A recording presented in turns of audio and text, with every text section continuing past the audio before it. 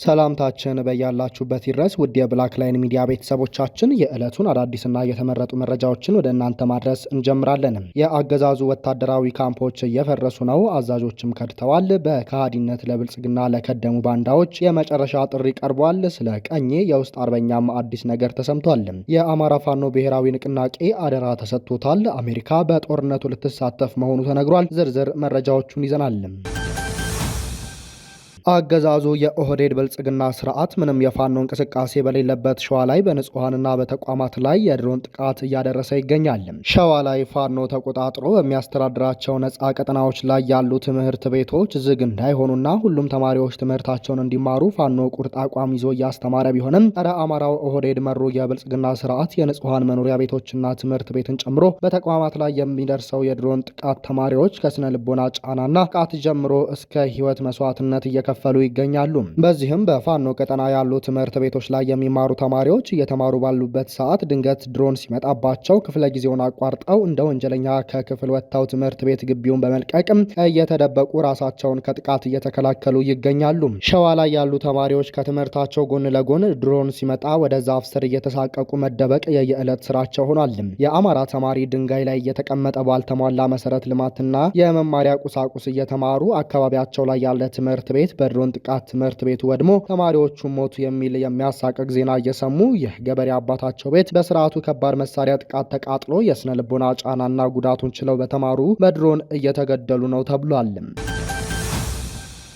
የምህረት አዋጁን የተቀበለው ቲም መሪ የሚመራቸውን 6 አባላት ይዞ ፋኖን ተቀላቀለ። ደቡብ ወሎ ዞን አልብኮ ወረዳ የሚገኘው የብልጽግና የግለሰብ ዙፋን ጠባቂ ሰራዊት አባል የነበሩ 5 አድማ ብተናና 1 ልዩ ኃይል ሲበተን ወደ ፖሊስ ገብቶ የነበረ በአጠቃላይ 6 በተዛባ መንገድ ከተረኛው ስርዓት ጋር ተሰልፈው የነበሩ ምህረት አዋጁንና ጥሪውን ተቀብለው በዛሬው ዕለት የምኒልክ እዝ ልጅ ኢያሱ ኮር የጎፍ ክፍለ ጦርም ተቀላቅለዋል። የጎፍ ክፍለ ጦር አመራሮችም ደማቅ አቀባበል አድርገውላቸዋል። መዳረሻው ድልና ነጻነት የሆነው የአማራ ህዝብ የህልውና ተጋድሎ ተጠናክሮ ይቀጥላል ብሏል። በአማራ ፋኖ ብሔራዊ ንቅናቄ ምኒልክ እዝ ልጅ ኢያሱ ኮር የጎፍ ክፍለ ጦር ህዝብ ግንኙነት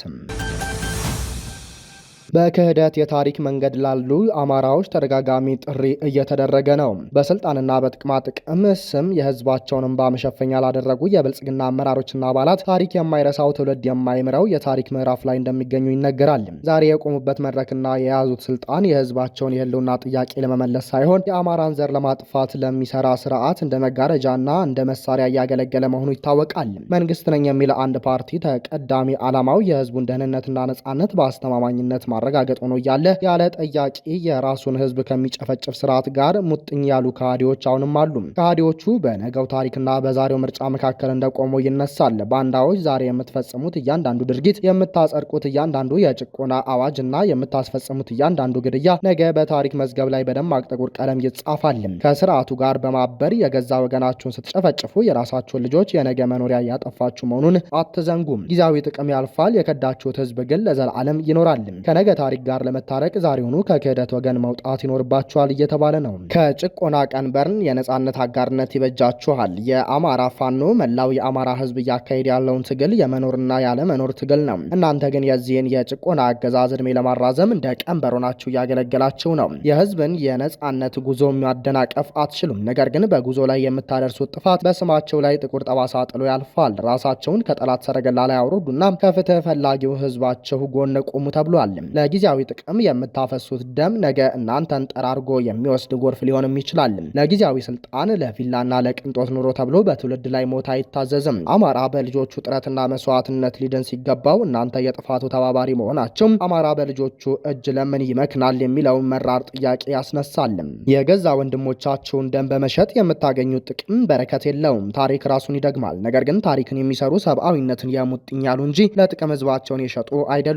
ዛሬም ቢሆን የንስሐና የመመለሻ በር አልተዘጋም። የህዝባችሁን ሰቆቃ ማቆም ካልቻላችሁ ቢያንስ የጥፋቱ ተባባሪ አትሆኑ። ከአማራ ፋኖና ከቆራጡ ህዝብ ጋር በመተባበር ለጋራ መልካም ታሪክ ራሳችሁን አዘጋጁ የሚል ጥሪ ቀርቧል።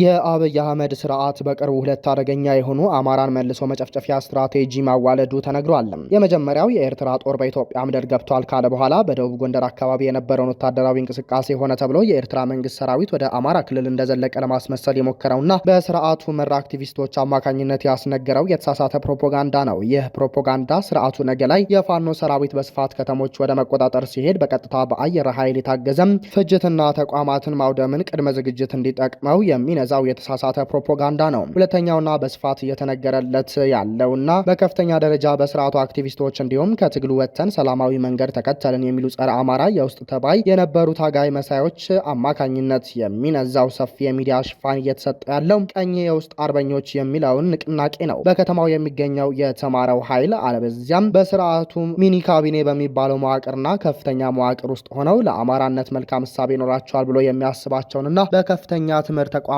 የሕክምና ተቋማት የመሳሰሉት ውስጥ ያጠፋቸውን የተዘጋጀውን አማራ ማጥፊያ መንገድ መቀየሱና ማዘጋጀቱ የሚታወቀው ቀኝ የውስጥ አርበኛ ንቅናቄ በከፍተኛ ደረጃ ሆነ ብሎ በራሱ አክቲቪስቶች ማስጮሁ ነው።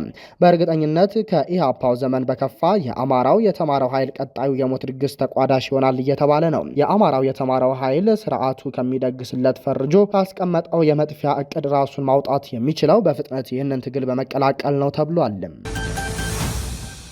በፋኖ በኩል የተቋም ግንባታ ስራ ትኩረት ይፈልጋል ተባለ። የአማራ ህዝብ በትንሹ ለግማሽ ምዕተ ዓመታት በዘለቀበት ስርዓታዊ በደል ውስጥ እንደ ዋነኛ ስንጥቅ የሚነሳው የተቋም ግንባታ ምክንያት ነው። መዋቅር ሰራሽ ሰቆቃውን ለመመከት የተደራጁ ወይም በስሙ የተሰየሙ ተቋማት ሁሉ እየከሸፉና ከፍላጎቱ በተቃርኖ እየቆሙ እዚህ ደርሷል። አዲሱ የአማራ ትውልድ ዛሬ ላይ ለደረሰበት የነፍጥ ትንቅንቅ ሁሉ መነሻው ይህ ነው። በጸረ ደርግ ዘመቻው ኦሂዴን በሚባል ስም የመሰረተውና በኋላም በአዴን ተብሎ የመጣው ስብስብ ዛሬም ድረስ ለአማራ ተቋሞች ምክንያት ዋነኛው ጋንግሪን ሆኖ ቀጥሏል። ስሙን እንደ ላኪዎቹ በጎ ፈቃድ እየቀያየረ የከረመው ይህ ቡድን አማራ ነክ የፖለቲካዊ የወታደራዊም ሆነ ሲቪክ አደረጃጀት እንዳይኖር በሙሉ ጊዜው ሰርቷል። ከነ ፕሮፌሰር አስራት ወልደየስ መሐመድ ጀምሮ እስከዛሬ ድረስ በብአዴን ተቃርኖ የቆሙ ተቋማት ሁሉ በሴራ እንዲከስሙ አድርጓል። ከብሔርተኝነቱ መነቃቃት በኋላ የመጡ ተቋማት ሳይቀር ምርኩዛቸው እየተሰበረ በገዢዎች እግር ስር እንዲወድቁ ወይም እንዲከስሙ ሆኗል። የአማራን ችግር በምርመራና በእውቀት ይፈታል የተባለው የአማራ ምሁር መማክርት የብአዴን ጅራት ሆኖ የዙፋን ድርጎ ሲለምን የሚውል መናኛ ሆኗል። በማህበሩ ውስጥ የነበሩ አዋቂዎችና ጠያቂዎች ዛሬ በአገዛዙ ማጎሪያዎች ናቸው። እነ ሲሳይ አውግቸው፣ መስከረም አበራ፣ ዶክተር ካሳ ተሻገርና ሌሎችም የእነዚህ ምሳሌዎች ናቸው። ብሔርተኝነቱን ፖለቲካዊ ቅርጽ ለማስያዝ የተመሰረተው አብን እነ በለጠ ሞላና ጋሻው መርሻን ወደ ብልጽግና ልኮ እነ ክርስቲያን ታደለን ወደ እስር ቤት አስገብቷል። ፓርቲው አማራዊ ህልውናው ከከሰመ በትንሹ 5 ዓመታት ተቆጥረዋል። ወጣቱን የሚናበብና ስሜቱን የሚያጋራ ሆኖ እንዲደራጅ የተደከመበት የአማራ ወጣቶች ማህበር በአገዛዙ ስውር እጆች ፈርሷል። መሪዎቹም የጸኑት በሌላኛው መስመር ትግላቸውን ቀጥለዋል። የተወሰኑትም በብአዴን ደህንነቶች ተሰውረዋል። አንዳንዶች ከሜዳ ወጥተዋል። እንደ አስራትና አማራ ሚዲያ ኔትወርክ ያሉ ሚዲያዎች እንደተጀመሩ ከስመዋል። አማራ ባንክ ህዝብ የሚያሰባስብ ተቋም ከመሆን ወጥቶ የብአዴን ጎጠኞች ድንኳን ሆኗል። በውጭም በየሀገራቱ በአማራ ስም የተደራጁ ተቋማት ቁጥር ቀላል አይደለም። ጉልበት ኖሯቸው ስትራቴጂ አበጅተው የህዝባቸውን አደጋ ለመቀልበስ ግን አልቻሉም። ይልቁንም በጎንዮሽ ሲጓተቱ ውለው የሚያድሩ ናቸው። ይህ የተቋም ግንባታ ምክንያት በአዲሱ ትውልድ መቆም አለበት። የአማራን ህዝብ ትግል የሚሸከም ተቋም እንዲገነባ መራራ ዋጋ ተከፍሏል። የተመሰረተው አማራዊ ተቋም ቀጣይነቱ ላይ መስራት ይጠይቃል። የአማራ ፋኖ ብሔራዊ ንቅናቄ ከላይ ከጠቀስናቸው ተቋማት ትልቅ ትምህርት መውሰድ አለበት። አፋብን የዛሬውን ብቻ ሳይሆን የነገውን አማራ መሰባሰቢያ መታገያ ተቋም ሆኖ ይቀጥል ዘንድ ተቆራርጦ መስራት ይጠይቃል። መዋቅራዊ አደረጃጀቱ ወደ ታች እየወረደ በመሆኑ ይህንን በቅና ልብ መስራትና መደገፍ አስፈላጊ ነው። አይነተ ብዙ ጠላቶች ጋር እየተደረገ ያለ ትግል በመሆኑ ከዚህ በኋላ የሚደረጉ የጎንዮሽ መጓተቶች የትግሉ ቀይ መስመር መሆን አለባቸው። መጠቃቃት፣ መበቃቀልና መካሰስ ከመዋቅሩ መራቅ አለባቸው። ትግሉ በጅምላ የሚደግፍ ብቻ ሳይሆን ደግሞ ጠያቂ መንገድ አመላካችና ሞጋች ሀሳብ ሰጪዎችን ከተቀባይ መሪዎች ጋር ይፈልጋሉ። ስርዓት የሚዘረጋው ተቋም የሚገነባው እንዲህ ያለው መንገድ ነው። በጭብጨባ የሚገነባም በጭፍን ተቃውሞ የሚፈርስ የአማራ ተቋም እንዲኖር ፈጽሞ መፍቀድ የለብንም። ትግሉ በጎሪጥ ከመተያየት ይልቅ ሙሉ እይታውን ብልጽግና ላይ እንዲያደርግ ይህ ተቋም መደገፍ ያስፈልጋል። ድርጅቱን ለመምራት ታሪካዊ ኃላፊነት የተሰጣቸው ወገኖች የተቀመጡበትን ታሪካዊ ኃላፊነት መወጣት አለባቸው። ተቋም የሚገነባው አድጎም የሚያፈራው በአሰራርና በመርህ ከተመራ ብቻ መሆኑ ነው። በዚህ ትግል ውስጥ የሚሳተፍ ማንኛውም አካል በስራው ልክ የሚመሰገን ባጠፋውም ልክ የሚጠየቅበትን አሰራር ዛሬ መዘርጋት ግድ ይላል። በተቋም ግንባታ ሂደት ውስጥ ችግርን ከማዳፈን ይልቅ አስተዳደራዊ እርምጃ ወስዶ ችግርን መፍታት እጅግ አዋጭ ነው። የትግሉ መሪዎች ለገንቢ ትችት በራቸውን ክፍት መሆን አለበትም። በድርጅት ውስጥ ጠንካራ ትግል ለማድረግ የሚያስችል አሰራር በአስቸኳይ መዘርጋት አለበት። ድርጅታዊ መርህና አሰራር መዳበር አለበትም። ከመርህና አሰራር ውጪ ከሚገኝ ትርፍ ይልቅ በአሰራርና መርህ የሚመጣ ኪሳራም የተሻለ መሆኑ ሊሰመርበት ይገባል። መሬት ላይ ነፍጥ አንግቶ እሳት በሚተፋበት ምሽግ ውስጥ ያለው ኃይል ወደ አንድ ከመጣ በኋላ ሌላ በአማራ ስም የሚመሰረት ድርጅት ጥቅሙ ብዙም ነው።